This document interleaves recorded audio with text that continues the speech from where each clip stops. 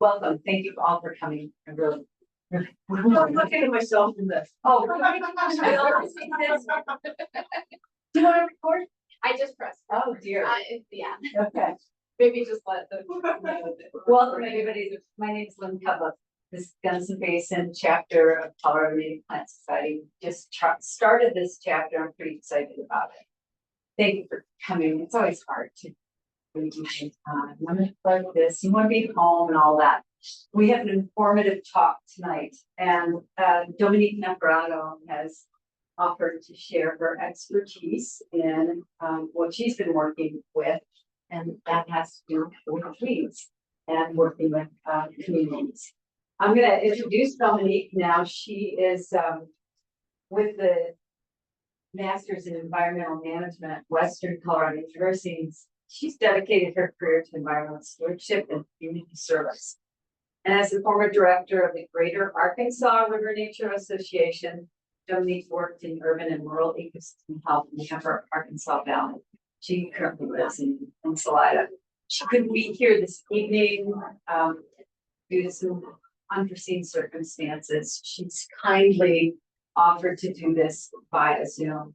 Currently, Dominique is a faculty member at Western Colorado University, where she lectures and manages the integrated public lands management track within the Master's in Environmental Management program at Clark Family School of Environment and Sustainability. Her extensive experience in public lands and nonprofit management, which is for teaching, preparing the next generation of environmental leaders.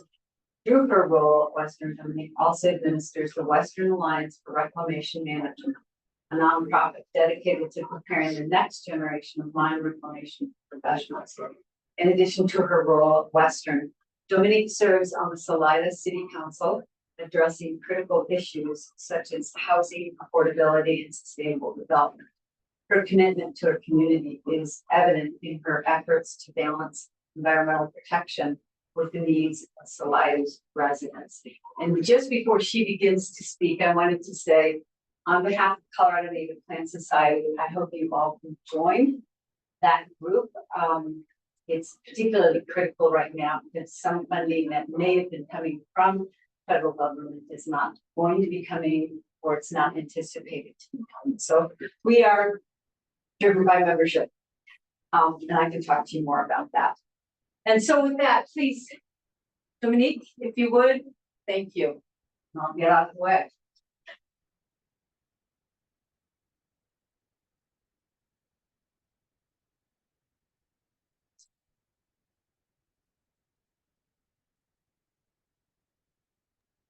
Okay, thank you so much, Lynn, and thank you, Jenny, for organizing and making it possible for me to attend virtually.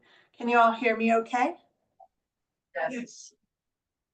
And can you all see my slides? Yes. Great, thank you. And I appreciate you bearing with me and not being there in person. Life got in the way, but then it started dumping snow here. I'm over in Salida and it started dumping snow, so maybe it was good that I didn't drive over today. Anyway, so as Lynn mentioned, I now serve on Salida City Council and have been through the Master's in Environmental Management program and now teach for that at Western. And so tonight I'm going to share with you just the lessons that I've learned. It is National Invasive Awareness Week, so I'm going to talk about some invasive plants, but I'm also going to talk about native plants too. And I'll talk a little bit about how it started and how I got into this topic.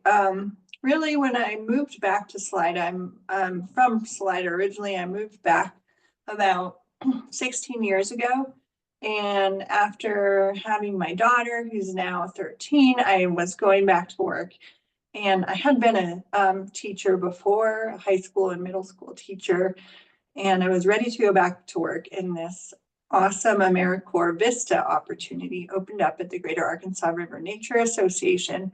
I didn't know anything about volunteer and service to America, but I knew that I loved environmental education and that I wouldn't have to grade any papers. So it seemed like a great opportunity. And one of the things that I worked on while a Vista for this organization called Garna was this Salida Trail project, and using the trail as kind of a living laboratory for teaching environmental education.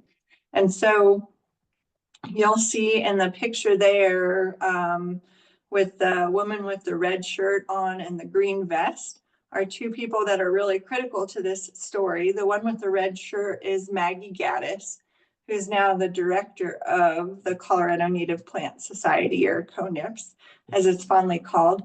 And Maggie was the one who started the AmeriCorps program at Garna. She was a board member. She knew the value of AmeriCorps. She started the AmeriCorps program that I became involved with.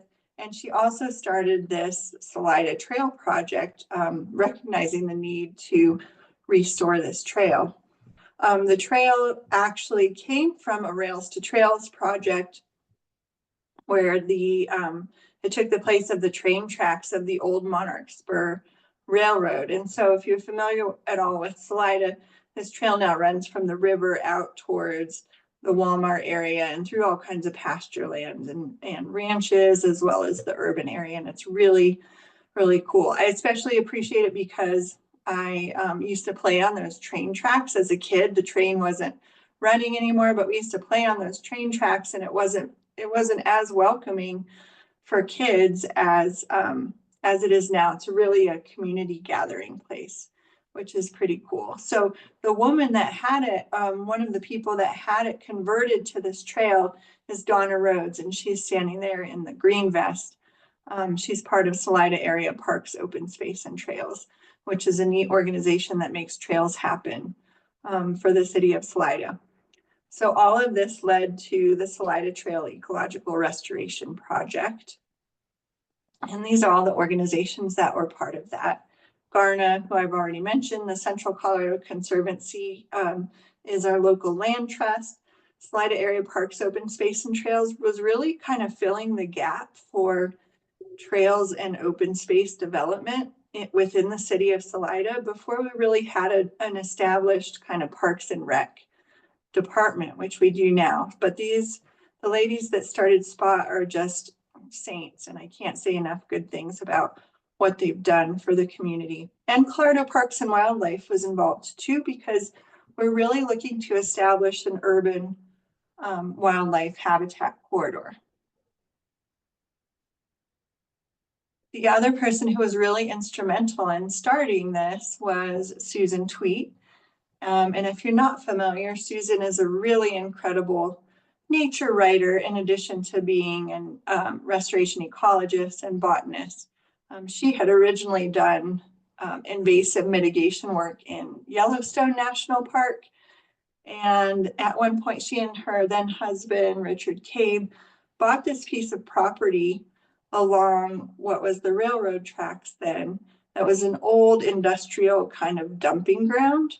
They really were ahead of their time for having a vision of what Salida could be. And so you see them on the left there with the house that they built on that industrial property. And on the right, you can see the industrial property itself, as well as the creek that runs along the trail, what was the railroad tracks. And you can see the creek is kind of channelized. It got straightened by the railroad tracks, and it's actually a natural creek. It's pretty cool. It runs ultimately from the feet of the Angel of Chavano as that melts, and it runs through the alluvium on the mesa, and then many years later comes out in springs at the bottom of the mesa and forms this creek.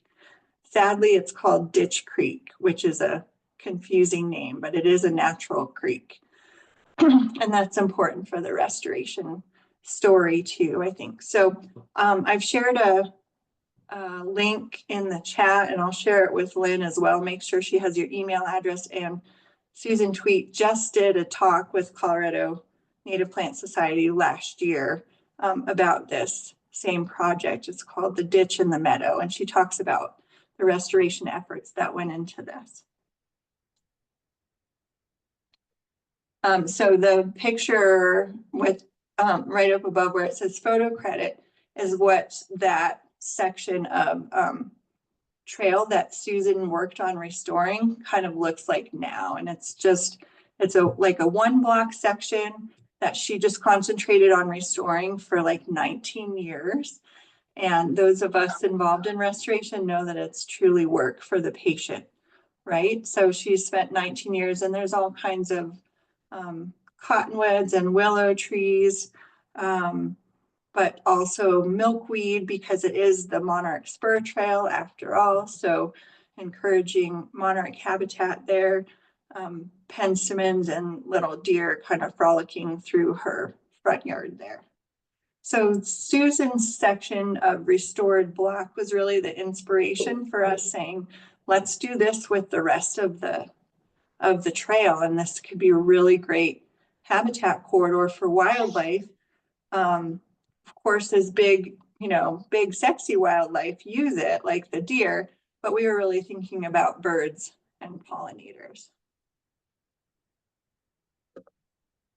And these were the obstacles that got in the way of us restoring that and the entire section of trail. The trail is about 1.5 miles long altogether, so 3 miles round trip. So these are our foes to cover those invasives that we're making people aware of this week. And I should disclaim that I am not a botanist or a plant biologist, so I may have messed up the Latin names. I'm not great with my Latin names, but this is my nemesis, the weed called kochia, the invasive called kochia. Like many of our invasives in our high desert area, they come from the steppes of Eurasia. Kochia was brought as forage for livestock originally and has been called poor man's alfalfa. This typically has 15,000 seeds per plant, and kochia prefers disturbed or overgrazed sites. Its roots demonstrate allelopathy, so allelopathy can be beneficial or harmful. But it keeps, in the case of kochia, it keeps other plants from growing around it. And it's now listed as noxious in Colorado, which I think is different from the time when I started this project. But I do want to point out what that could mean for state listings. It has to do with whether a weed has to be mitigated on the level of spraying it. So in a bit, I'll show you giant fields of kochia, and we can imagine how expensive it would be and how detrimental it would be to spray all of the kochia with any herbicides. But it's very easy to pull, especially when young. So we did work with volunteer crews, everyone from kids to retired adults, to try to pull the kochia alongside the monarch spur trail, which had proliferated from the disturbance that was created when the trail was built. With all the invasives that I'll talk about today, there are some benefits, and there are people that will fight for these plants too, or defend them. One of the reasons I've heard people defend kochia is that it provides habitat and forage for smaller animals. Birds will eat its seeds, though it can be toxic in large amounts. It causes photosensitivity, especially in livestock. It does do the job of stabilizing the soil, so it tends to grow where soil is left bare and disturbed.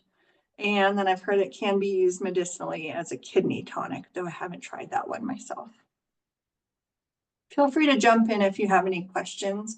I can kind of see the room, but I may not see you if you raise your hand. Here's another one that's a lot like kochia, and they seem to grow together often, and that's Russian thistle. This one arrived mixed in with flaxseed in the Dakotas. The seeds live for 2 to 3 years. It's listed, also easy to pull when young, but when it gets mature, it can really hurt your hand if you mistake it for kochia. It gets those spikes that you see in the first picture there, and it really tends to deplete the soil moisture. Benefits include habitat and forage again, and soil stabilization. So we see Russian thistle growing a lot next to our Salida Mountain trails, which are more up in the hills on S Mountain in the Arkansas hills. And then everybody's least favorite plant. I know most people in Gunnison are familiar with this one too, and that's cheatgrass or downy brome. Outcompetes almost everything around it because it's such an early germinator. So it really gets sprouted and gets its seeds out there before anything else. And then sometimes it will go through 2 or even 3 cycles, depending on a season, and spreading seeds.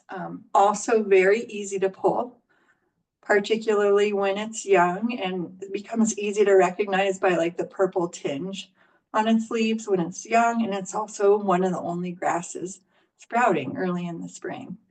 It depletes soil moisture. And then one of the largest concerns with cheatgrass is that it's extremely flammable later in the summer when it dries out. Those seed barbs help with dispersal, but honestly, I've seen cheatgrass, pulled some cheatgrass, laid it on a concrete, and seen the seed heads shatter mere hours later. So it's very efficient at dispersing its seeds. And the benefits of cheatgrass, again, similar, stabilizes the soil. And then unfortunately in Salida, at least some people think that it's really pretty. So it's really unfortunate. And they think that it's just a lovely grass that's naturally growing in their yard, and they let their whole yard go to cheatgrass. So I'll talk about some things we can do about that later. With all of these, one of the issues that we encountered in trying to mitigate these along the Monarch Spur Trail is that if we didn't get them when they were young and small, and a lot of times, we couldn't get out there with large groups of kids until the fall when they're back in school. And by that time, everything has gone to seed. So if we're pulling it, then we're bagging it. And that's, just mountains of bags of these weeds coming from the trail. So we really started to try to educate people to get out there and pull it earlier in the season. We had a lot of fun with kids trying to pull teeny tiny little kochia rosettes as they kind of spread in a carpet across the easement on the trail. But their fingers were really efficient for pulling small weeds. And then lastly, I'll talk about Russian olive, because that is, you can see kind of the corridor of Russian olive that's down past the city working, and Russian olive was deliberately planted for landscaping, and it seemed to be deliberately planted along the railroad tracks. It sucks up a whole lot of moisture. It grows incredibly fast, and it can reproduce by its root suckers in addition to its seeds. And then the birds will eat the seeds, and they'll readily spread those seeds too. Sorry about the typo at the bottom there. I left my cheatgrass stuff on there. Yep. It's Lynn. And so Russian olive, let's work to change that to Elaeagnus angustifolia as its scientific name. And I know you mentioned, so that's for other folks who like to use the science names. Thank you so much, and feel free to correct any of my scientific names. Birds will eat the Russian olive seeds, and the way that I've heard Susan Tweet put it is, and it's very confusing for people because then they think this is a good plant, the birds are eating it. But the way I've heard Susan put it is that it's like having some M&Ms or candy versus a whole meal that's full of protein and more nutritious for the birds. So it just doesn't deliver a lot of nutrition. So now I'll switch to talking about some of our native friends that we used, every time, or we quickly learned that if we were going to go in and pull weeds, that we needed to follow up with some native plant seeds. Otherwise, the weeds would just regrow where we had just pulled them. So one we had a lot of success with is Rocky Mountain bee plant. It is an annual, it grows quickly, it's super pollinator friendly, and then it provides this highly desired bird food in the fall when the seed pods dry out. I've heard that the seed pods or the seeds plant is related to what's the Mediterranean capers. So I haven't actually tried the seeds myself, but the birds really love them. And then blanket flowers or Gaillardia. They are perennials and long blooming, so they take a little bit longer to get established, but they don't seem to need a lot of water in order to get established, and they're easy for the general public to recognize. So what we started to accomplish with this project is in doing native plant education, then people started to take it upon themselves to get out on the trail and harvest seeds and spread them on the trail or in their own yards. And we taught, sustainable harvesting methods and only taking a third of the seeds that you see. And so we really saw these plants start to spread down the trail. Hopefully I got my scientific words right on that one. And then of course we wanted to see the milkweed proliferate because there were just anecdotal stories about how full the valley used to be of monarch butterflies and how few we had. And of course, milkweed. Sorry, is that a question? Would milkweed grow in Gunnison? It does. It does. It does. This particular kind does. And there's another one that Robin Bacon's been studying. And yes, they're successful here. Oh, and good. can be very successful. Okay. And we're considered a weed at one point. We and from a bunch of the other books that have some, we'll have it available. I'll have it available. Okay. Okay. Yeah, thank you. So yeah, it's milkweed. At the time I started this project, milkweed was still being sprayed by our county weed department because the ranchers just really didn't like it growing on their property. And so that has changed significantly in the last 10 years. And we now see ranchers that are happy to have it in certain areas of their property.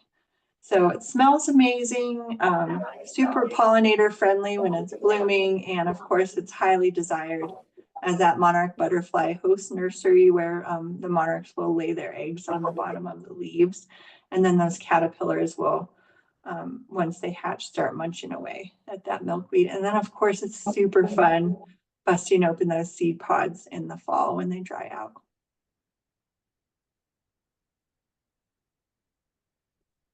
And then I just wanted to highlight some grasses that were kind of our target for restoration on the trail too. Rice grass is a favorite, and we've seen this one really spread. It's great nutrition for both animals, birds, and humans. It was largely used by Native Americans because the seeds are really high in protein.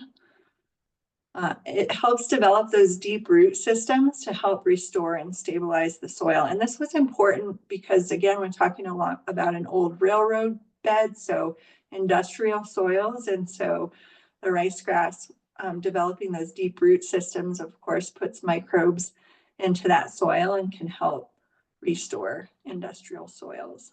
And then the grass itself creates microhabitats and a wind barrier for other plants to establish. And it can be decent forage for livestock and ungulates too, until it goes to seed. And then one of my favorites is Sam drop seed, just because it's so pretty. And it makes that beautiful haze kind of at the top when it goes to seed. Is there a question? No, I was just moving my John. Okay. Again, forms deep root systems and creates those microhabitats and wind barriers. And then some grasses that were really easy to spread just to help plant something other than the weeds that were there are western wheatgrass and sleepy grass.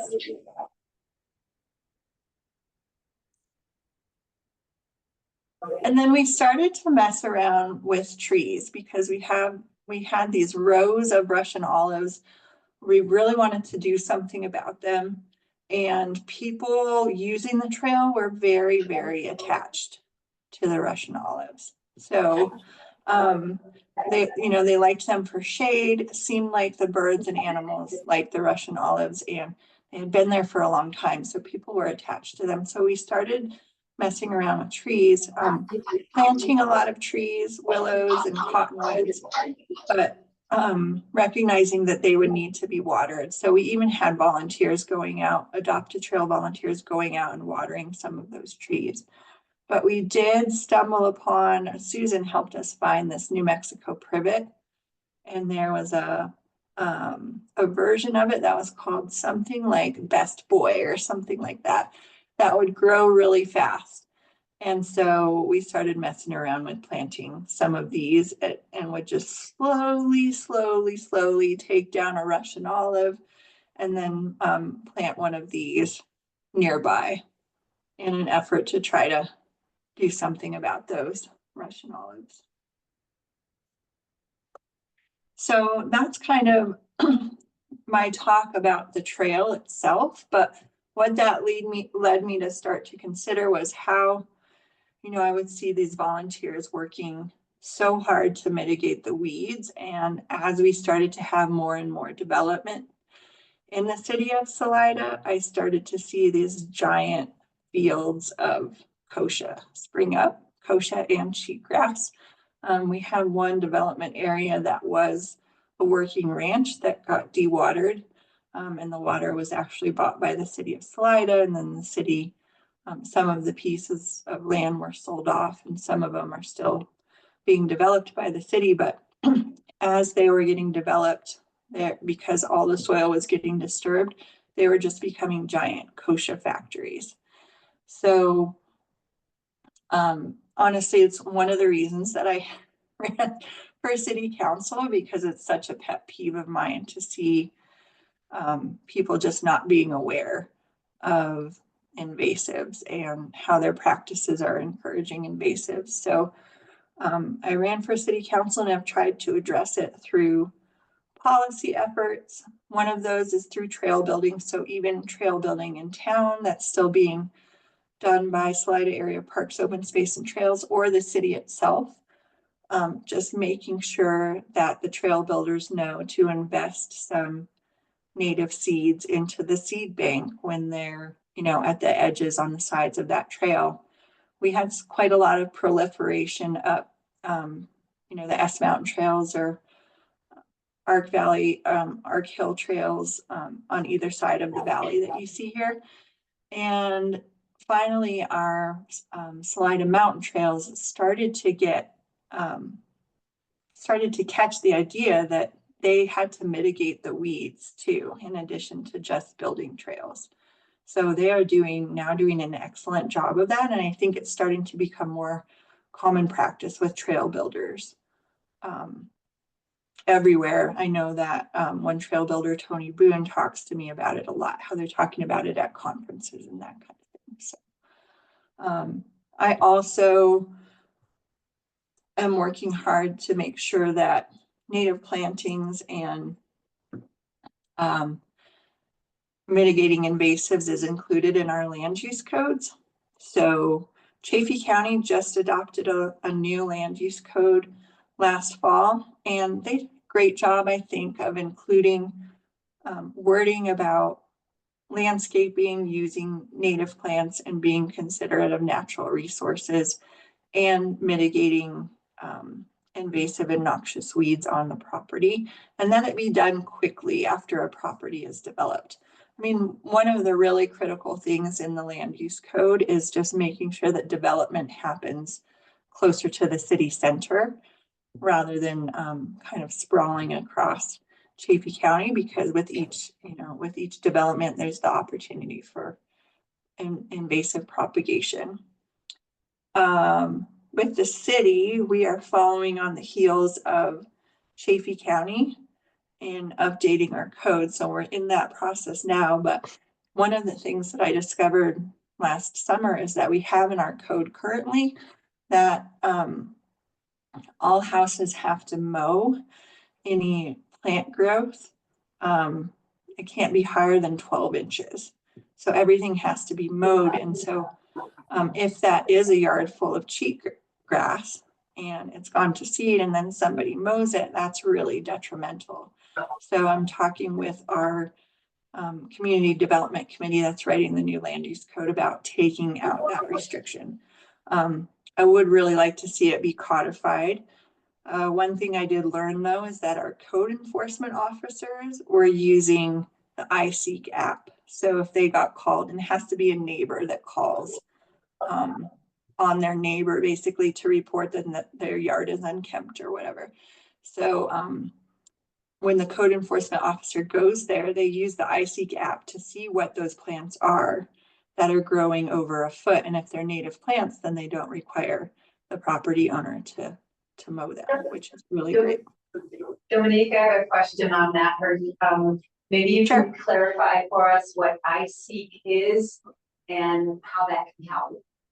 Yeah, iSeek is just one of probably 100 apps that can help you identify plants just by sight. So it's sort of like Google Lens or another app that can, you know, if you're not good at identifying all the plants, you can just use this app, hold your phone at the plant, and it will tell you what kind of plant it is. Maybe just to add to it at the end, if anybody wants to see it. Sorry, I didn't hear that last part. Oh, I was just saying that after the presentation, if anybody wanted to look, I have the app on my phone and I use it very good.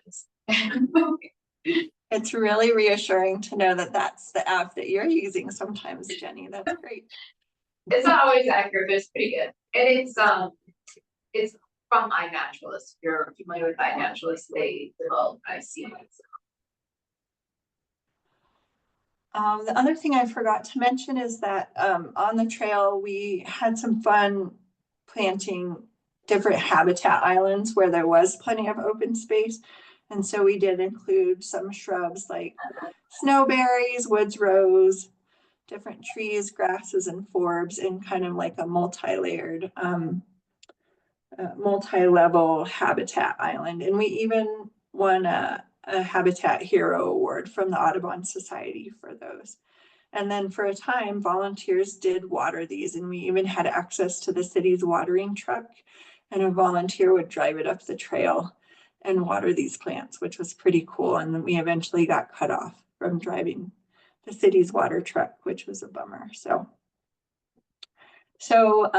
that's it for my talk. I'm hoping to answer any questions you all have for me, but that's kind of the story about how I went from a volunteer management project, managing volunteers to do invasive mitigation, to taking it all the way up to the policy level for local government. Thank you, Dominique. That was great. And thank you for your fortitude in that and keeping with it. Taking that. Oh yeah, well, it's volunteer. Yeah, once it becomes a pet peeve, and I was gonna say, you know, I'm not thankful to Maggie Gaddis or Susan Tweet for showing me kochia in the first place, because as you know, once you see it, you can't unsee it. And that's a tough way to live sometimes. I wish I could temper your dislike for it. I have grown a little bit of fondness for it only because it serves as a forage, and I've had great thoughts of trying to turn it into logs, press it and turn it into logs so you can burn it. I love that. Yeah. So if somebody has that idea at Western, they do that. Do we have any questions? Yeah, go ahead. No, but I was gonna say for your Russian olive, when you take those trees down, the wood itself is great for landscaping because it does not decay very fast. So I actually have a huge piece of Russian olive in a part of my landscape, and it is not breaking down. So it's a really good wood for that. So there's a use for your Russian olive. Use it in your landscaping as just wood. It doesn't even have to season. That's great. Thank you. I love seeing the other side and finding uses for these things that proliferate so easily. Any other questions? The cheatgrass control, you were spraying herbicides in Gunnison County last year? Mhm. Some of them was it's an early spring germinator, or not germinator, but sprout, I think. When you spray it in July or August, the seed is already set. Correct? So my question is, does that herbicide render the seed sterile? I don't know. I'm not a plant biologist and I'm not that versed in the spraying, but knowing cheatgrass, I would say no. That would be my guess. So Maybe Jenny or Lynn knows. I've been in the Rockford Valley for many years and dealing with it. And someone had the idea of spraying Roundup early in the year because nothing else is up except for cheatgrass. So and it is grass. So if you spray Roundup, it kill the cheatgrass and won't hurt anything else. Because it's not up. It might I don't know, it depends on if you're around what other plants you're around. But in that field. Right. But And I wish that Sarah Elsie, who was the new cheatgrass manager for Gunnison County, was here tonight. I just got an email from her and she couldn't be here tonight. There was a program run by Pete Sinnick, I think. I remember his name, in Gunnison County. And he would map it and he would go and spread it. Timing, I don't know, but it's really important to get it when it is green like that and kill it at that time. Roundup was what they were using, I believe, to kill it. Nice. Early on. I don't know. He was doing his work in 22 and 2023. Did you see people spraying in July? That they were spraying in July? Well, I don't know.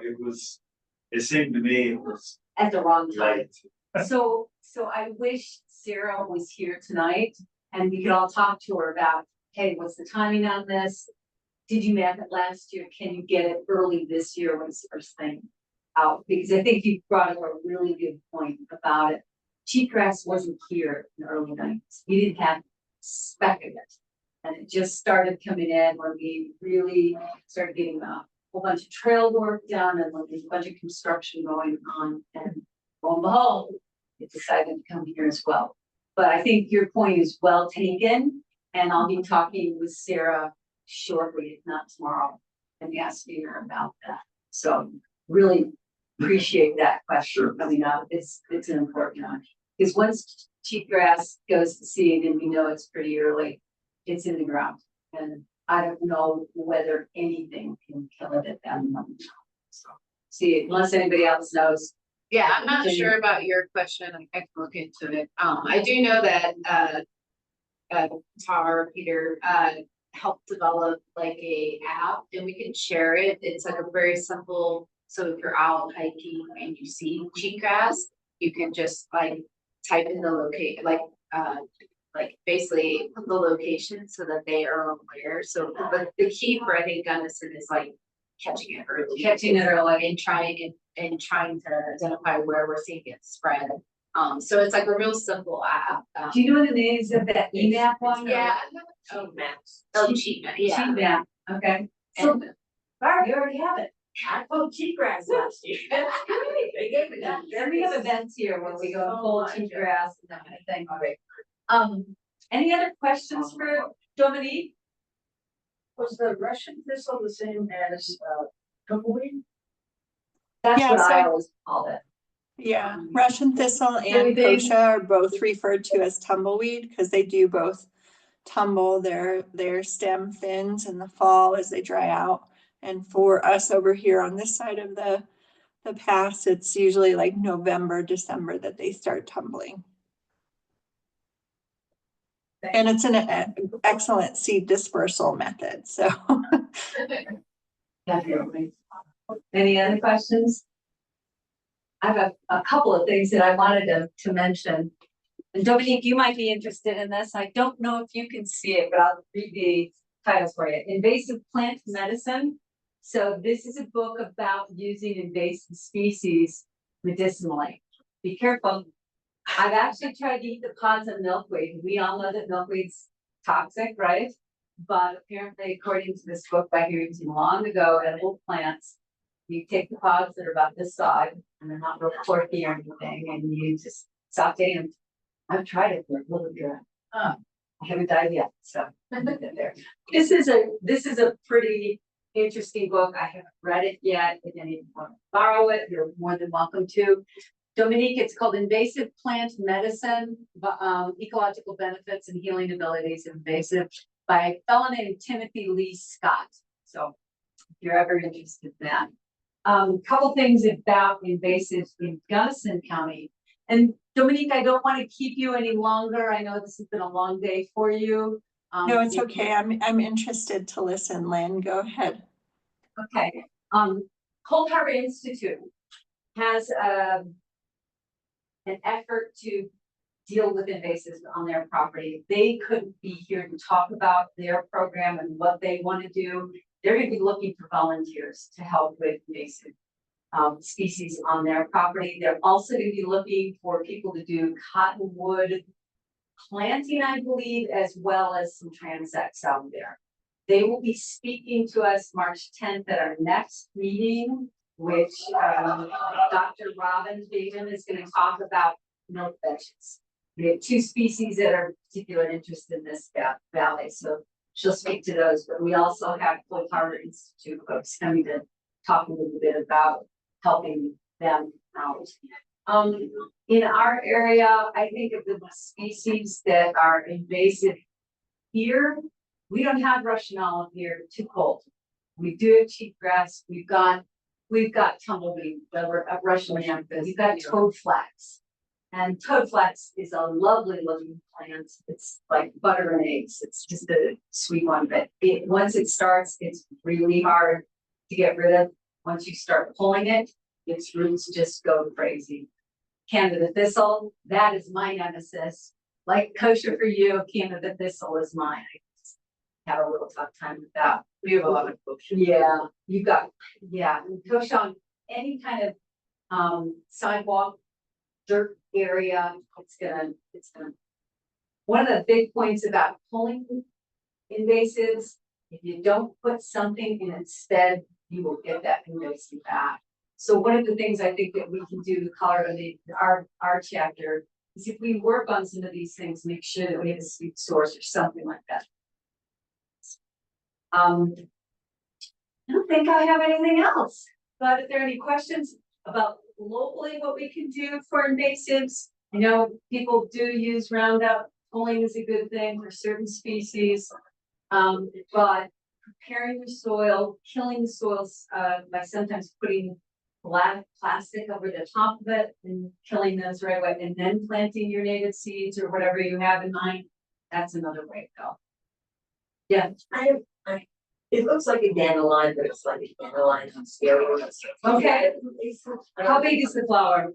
Oh, it could be huge. Yellow? Yeah, yellow, just Not like a, orange. just like a dandelion. Peolio.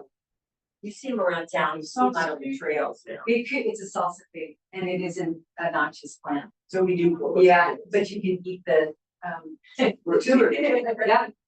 Again. It's called oyster plant by some other people. Yeah. So they're all milky, the stems all. Yeah, you know, and then you look fairly easily if you get them early, you know. The other thing about cheatgrass, if you're out there and about and it's early and it hasn't gotten a seed yet, pull that puppy, get him out of the ground. And I Harbin rocks, it's along all of those traits now. Yeah. So, to talk. Well, there's a lot just around town where people. Oh, yeah. So, And I haven't heard about another poll coming up, maybe with Sarah coming on board, she'll be organizing something like that. it was just last. Yeah, was it? I I think thought it it's was a big deal to completely remove the plant and all the seeds and put it in a bag. We bet. Yeah, the bag. Go to the landfill with it. You gotta get rid of that. What's the problem? You know where there's a terrible patch of it is where the old Schweitzer building was, where there's a greenhouse there now, and not even sure I can take it away. And some gardens, huge field Really? of Well, maybe we can cheatgrass, get rid of and that right there instead. down by the city, the city, the public, the police department Oh, down there, down the there. dispatch, right there at Ninth and, Yeah. and, Well, maybe I'll go down there on Sundays. they had a campaign. So I think I have to wait. I wanted to let you know about the upcoming programs here, and I'll be sending out emails to everybody as well. This Saturday, we have a winter shrub ID. We are hiking at Bambi's. Yeah, the only one that said that responded, so it might be just you and me. It's all right. It'll be And I fun. can learn, I can Yeah, ask you lots it'll of be great. So, we're meeting at the Gunnison Ice Rink at 1 p.m. Carpool from there to Bambi's should be about 2 hours, 2 to 3 miles, and it's up. And down cheap dresses. Yeah, wear your boots. The next one, March 10th, Dr. Robin Bingham here at 5:30. She'll be talking about milk touches. And we'll be talking about weeds again. April 14th, that is when we're gonna go. Jenny DeMarco, I want to thank you for helping set up this evening. Yeah, Jenny's gonna talk about lawn conversion, and Gay Austin's gonna be talking about starting seeds and starting your native garden. Okay. Then we've got a walk June 21st out in Almont as well. So there's so much going on. So appreciate you coming tonight. Let's get it home, okay? And if you have any more questions about cheatgrass, email me and we'll get there on board. Nobody did any cooking, I'm gonna go. Yeah, I please was help gonna yourself. feel well. Can somebody take the cheese home with them? Would anybody like that? I don't need cheese, so. Yeah, I've got a